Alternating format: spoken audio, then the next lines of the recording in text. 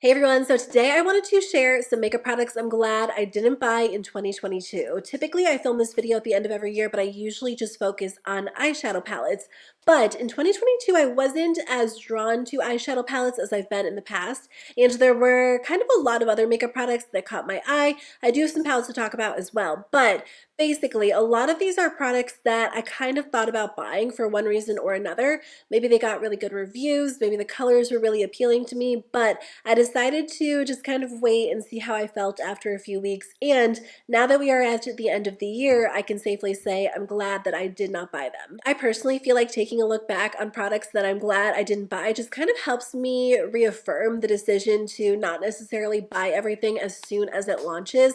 Because the truth is, sometimes after the hype dies down or you're able to just kind of go through your collection and find something else that you enjoy, you don't really miss out on those products in the end. So that's why I like filming these videos. I just think they're kind of interesting. So today I'm going to chat about some hyped up makeup products that, in the end, I'm glad I didn't buy them. I feel like I would have regretted it or I wouldn't have gotten a ton of use out of it. Let me start with two holiday launches. So I talked about these in purchase or past videos, and I was kind of considering both of them. I thought they were so gorgeous. I thought the value might be worth it for what they were.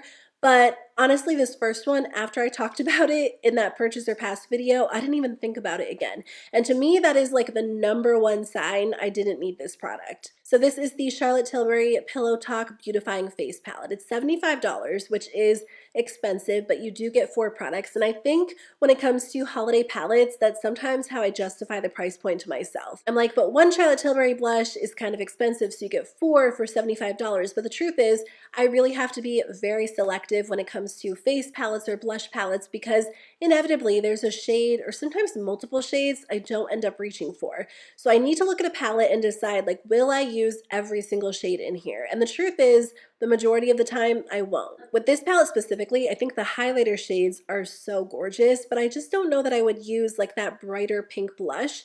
And honestly, I've never really tried. Have I ever tried her highlighter formula? I don't think I have, so I don't even know if it's something I would love. Anyway, I'm glad I skipped over this because I ended up buying a different Charlotte Tilbury holiday set I probably wouldn't have picked up. I got a set with 2 of the mini highlighters, or one is a blush and one's a highlighter. The liquid cheek products, what are those called? The glow wands. I think that holiday set was $32, so less than half the price of the blush palette, and I'm just kind of more into cream and liquid cheek products these days. So I feel like I'm actually going to be able to get so much more use out of those 2 products than I would this blush palette. It's really pretty to look at, but that doesn't mean it was something that I needed to add to my collection, so I'm glad I skipped over it. I actually think I was probably a little bit closer to buying this Patrick Ta blush palette than I was the Charlotte Tilbury one. I went back and forth on this one for a while, but ultimately I decided to skip over it. It is the Patrick Ta Major Headlines Blush and Highlighter Palette Volume 2. So this one is $58, which I actually thought was a really good deal because I do have a few of the Patrick Ta blush duos, and those are a little bit more expensive. I think they're worth the money because, let me just see how much they are. They're $34, which is a lot for a blush duo, but you do get 2 products, and I feel like they're really customizable. The formula is so good. So honestly, I did think this Patrick Ta blush and highlighter duo was such a good deal in terms of value, and I almost purchased it. But after sharing it in my purchase or pass video, I read a lot of mixed reviews about it in the comments of my video. A lot of you guys actually said the formula is not the same as his original formula. I think that's kind of what ultimately swayed me away from this, because if the formula wasn't like his well-known, loved formula, I didn't really know what it was going to be like. I don't know if everyone feels that way, so again, it does have some mixed reviews. I know a lot of people did enjoy it, but I also wasn't sure that I would wear those vibrant colors as much as I would like to think I would. Like, I like to think that maybe I'm a little bit more adventurous with my blush these days, but I don't tend to wear a lot of super intense blush colors. The other thing that kind of swayed me away from it is that some of you guys said it was very, very glittery on the skin. I don't mind a little bit of shimmer. I don't know that I would say I really even mind if a cheek product has like a little bit of glitter in it, but I think all of those factors combined just made me decide to skip over it. And even though it is really beautiful, I'm glad I skipped over it because the truth is I just feel like I don't need it. I don't know how much I would actually use every single shade in there. And even though it is gorgeous, it's stunning, I have 2 other Patrick Ta blush duos I can use when I'm wanting to use one of his formulas. So It's pretty, it really is, but I feel like that is one ultimately I'm glad I skipped. I have to say, I'm also glad that I skipped over the Patrick Ta foundation. I have heard really good reviews about this product, and if you go on Sephora's website, it actually has amazing reviews, but I think most of the people who like this product that I've at least watched reviews from have dry skin, and I'm sure there are people who have oily skin that enjoy it too, but after watching a few reviews, I just feel like it probably wouldn't be ideal for my skin. I do have oily skin, but I also deal with a lot of texture, and a lot of foundations do break down on me fairly quickly throughout the day. And I think just based on, again, the reviews I've seen, what I've heard about the texture of this product, it probably wouldn't be great for me. So I am glad I skipped over this. I did think about buying it when it initially launched because I do love so many Patrick Ta products. And I also liked that it came with a foundation and also a powder. But I think just knowing myself and my preferences, I usually do prefer like a regular liquid foundation. I sometimes like stick foundations, but when it comes to actual like cream foundations that come in a compact, typically they don't work well for me and they don't look great on my skin. I think something I've learned is that it's okay to have like your favorite staple products in a category and not feel like you have to constantly be trying new ones. I think for me, because I review makeup, I am tempted to always try so many new products and review them on my channel, but when it comes to complexion products, I usually find my staple favorites and stick with them. My favorite foundation has been my go-to foundation for like almost 2 years at this point, the Catrice foundation. And again, I feel like that's okay. I don't necessarily have to always be searching for the next best thing. If I find a new foundation I love, then that's great, but it's also okay to be happy with the products that you use regularly and you love. So for me, I don't know that I'll be trying a ton of foundations in 2023. I'm pretty content with my collection and what I have going on. I am testing out a new foundation today, as I say that, the Haus Labs foundation, which we'll see. I'm not sold on it yet, but I haven't had it on that long today. So I'll keep you posted on that one, but I think in general, I probably won't be trying too many new foundations next year. Okay, let's talk about a few Natasha Denona products. So the Natasha Denona My Dream Collection is so pretty. I was so tempted to buy this palette when I initially saw the photos because I love the color story so much. And I do think if I had this in my collection, I would probably get a lot of use out of it. But I also feel like I get a very similar vibe from the Natasha Denona Retro palette and the Natasha Denona Glam palette, which I do own both of those.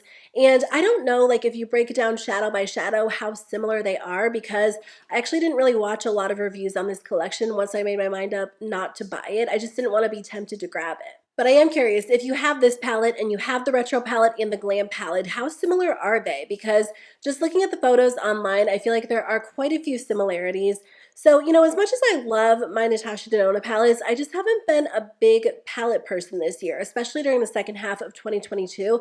I have purchased a few and I do enjoy using them, but for the most part, I just don't feel the need to accumulate a ton of eyeshadow palettes anymore. As much as, you know, I love eyeshadow, I'm pretty content with my collection right now, and I just don't feel the need to add a ton of palettes to my collection next year. So I am going to keep it minimal. I'm not sure exactly how many or how I'll do it, but I'm cutting way back. I did think the Natasha Denona pastel palette was so pretty when it launched earlier this year. I still think it's really pretty. I love the color story, and you know, part of me wishes that these are the colors that I would wear every single day, but I feel like that's just not practical for me these days, not because I wouldn't wear colorful eyeshadow out to the park or the grocery store or wherever I'm going, just because I do feel like colorful looks take me a little bit longer. I think just trying to figure out like which colors to put together and the fact that sometimes colorful eyeshadows are a little bit harder to blend just doesn't make them as practical for me day to day because I don't always have a ton of time to do my makeup. So if this had launched 4 or 5 years ago, I probably would have picked it up back then. Although I don't know if I was really into Natasha Denona back then, but either way, the color story is really pretty, and I think it's something that I can appreciate, but not necessarily feel like I have to add to my collection. If I did purchase it, I probably wouldn't have gotten very much use out of it, and I probably wouldn't have picked up Retro Glam, which I just grabbed last month. I know I was just saying like I'm not necessarily a big palette person these days, but I did buy that one, and I'm glad I did because I feel like those are the types of colorful shadows I tend to reach for these days. It is more of a colorful palette, but more of a subtle colorful palette.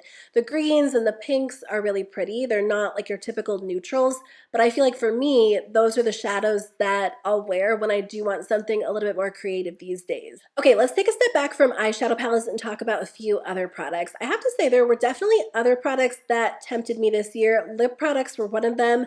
I did try a lot of lip products in 2022. I fell in love with a ton of formulas, but there are some I'm glad I skipped over. The first one is a lip oil. I love lip oils so much, and I feel like anytime a brand comes out with a lip oil, I want to try it. But the majority of my favorite lip oils are from the drugstore, and I just feel like I don't need to spend $20+ on a lip oil when there are so many great options for like $5 or $6.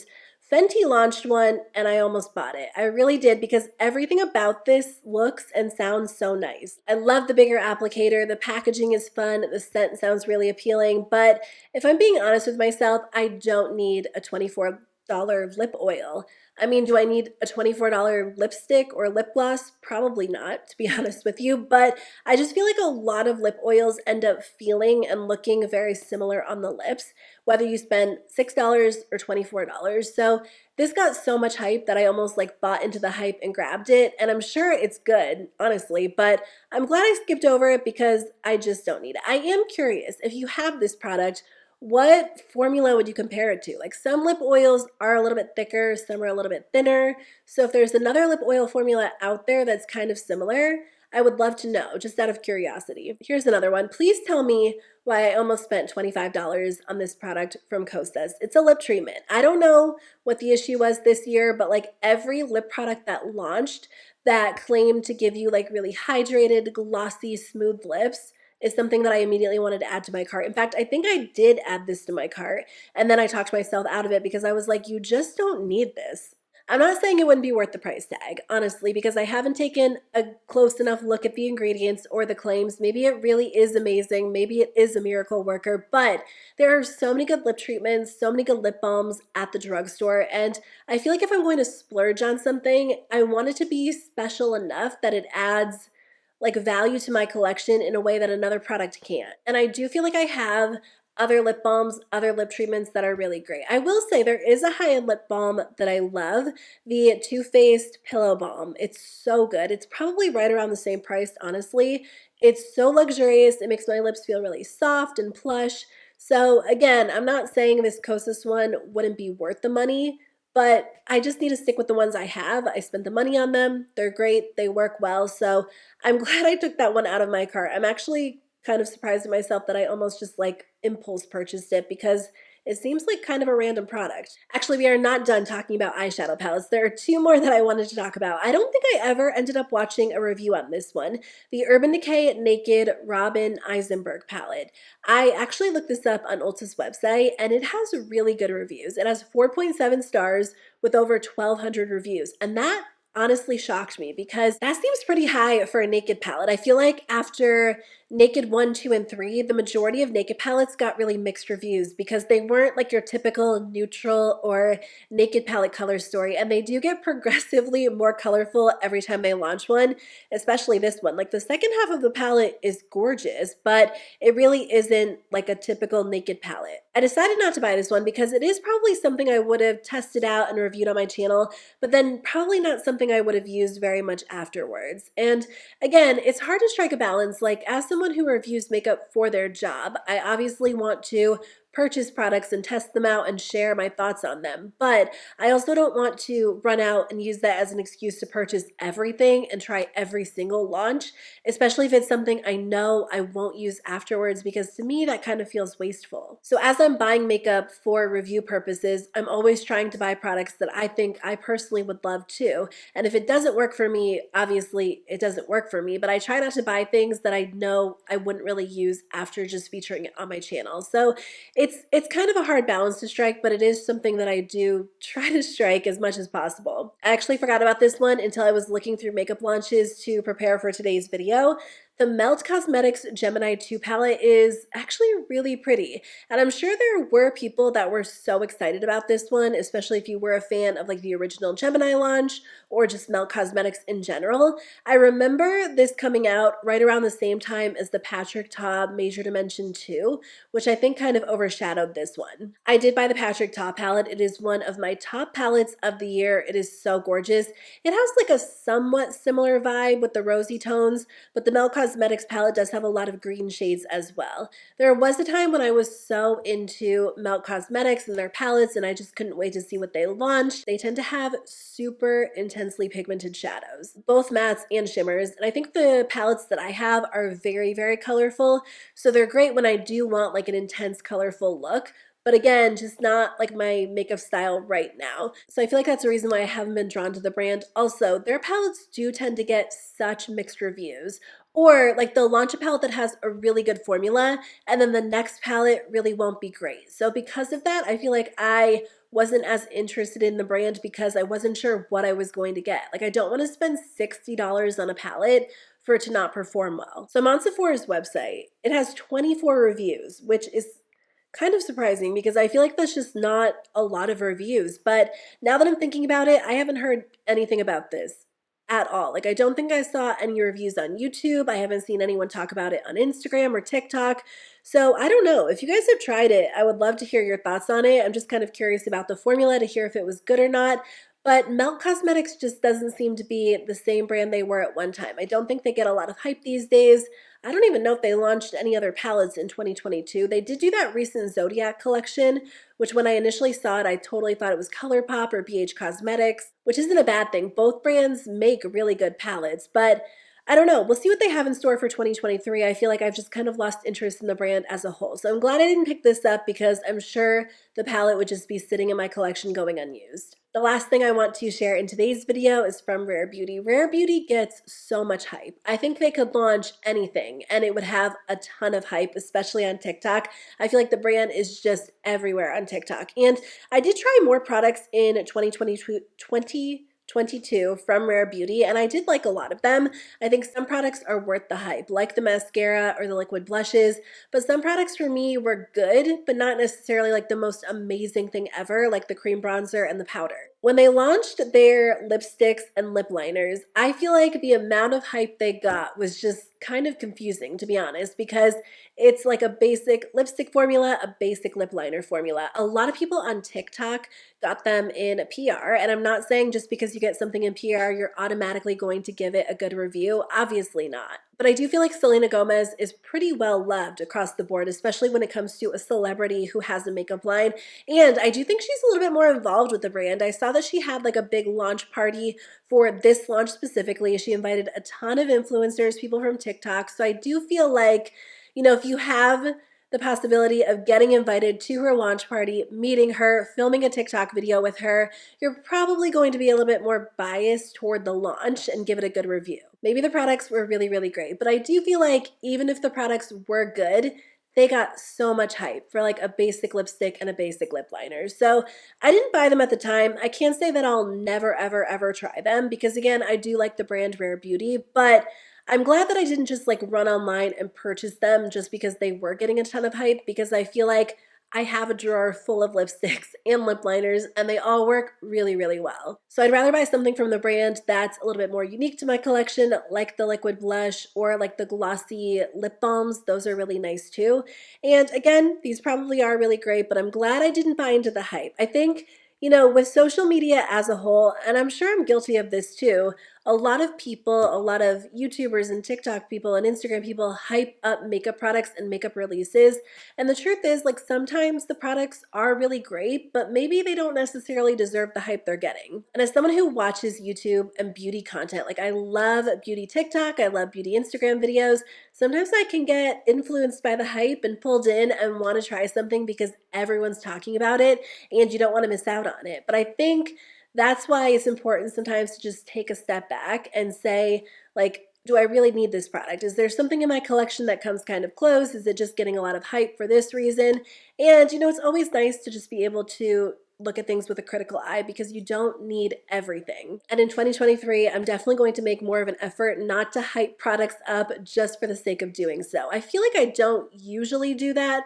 But again, I'm sure I'm guilty of doing it sometimes just because I do get excited about makeup. But I always want my reviews to be really balanced. I want to share the pros and the cons so you can decide for yourself if something's worth trying. I don't want to just try something and say like, you have to have this, run out and buy it, because that's just not the case. Anyway, I feel like this video is just a lot of me rambling, but I've just been reflecting on some of my purchasing decisions as we are at the end of 2023, and I just want my channel and my content as a whole to be helpful, and I want to be able to share, like I said, pros and cons, so you can decide if you want to spend your money on it. There's nothing wrong with buying makeup, there's nothing wrong with trying new products, but I feel like it's always nice to just be able to think critically and not buy things as an impulse purchase or just buy something for the sake of buying it or because it's really hyped up, buying something because you think it really will work for you. So anyway, let's end the video here because I feel like I'm just going on and on at this point. But thank you so much for watching. I really appreciate it. I'll see you guys very soon with a new video.